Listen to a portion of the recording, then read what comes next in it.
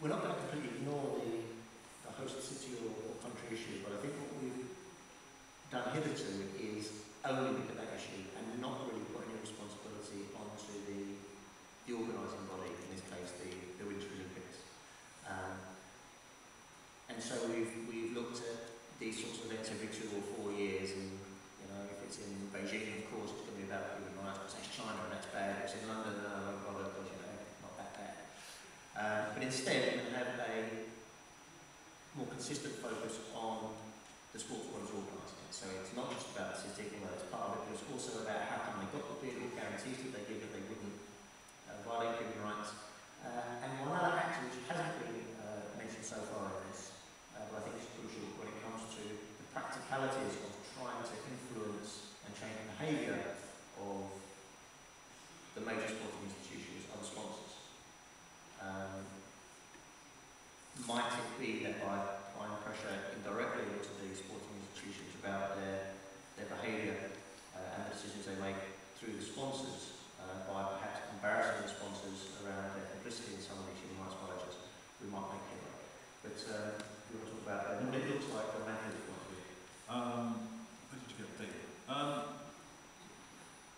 This issue inspires quite a lot of anger in me.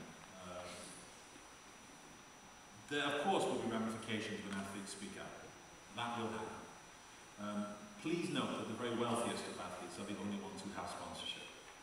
So you already are a millionaire before Nike comes along and says, do you want some more millions?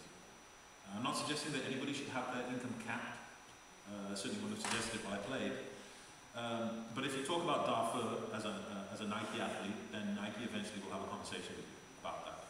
No doubt. The China link there is absolutely tangible.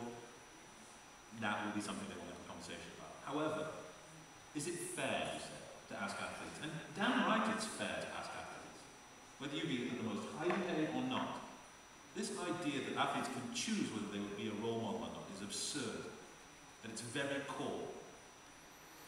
Athletes are role models because it's not a decision we get to make. Some athletes are only a role model to 3 children, to 1 child, maybe even a relative. But some athletes are role models to hidden thousands of people. Some who may never get in touch with them, they may never actually physically touch or have any contact with them. It is absolutely a responsibility for athletes to speak out and say something when they see issues that offend their conscience. It is part of their role. Many athletes, most athletes, it should be known, secret anyway, do not play for the love of their sport. They play for the love of the trappings of their sport. The money, the fame, the fact that even now I can go to the cities that I played in the NBA and not pay for a meal in any restaurant. It's brilliant. I'm not a particularly fast driver, but I've been pulled over a few times in the States. I have never got a ticket. I have signed a lot of tickets, but I've never got a ticket. In response to this, there's a pact made. You get all this good stuff, both the direct gains through money and sponsorship perhaps, but also the indirect gains in the fact that you are a person who is an influencer of culture. Athletes are the type of people that they have massive booming voices. When LeBron James, when name your athlete, speaks out, for good or for bad, people listen. This gives them only 2 options. Either speak with great care, with great consciousness, with great mindfulness, or shut the hell up. Those are your 2 options as an athlete.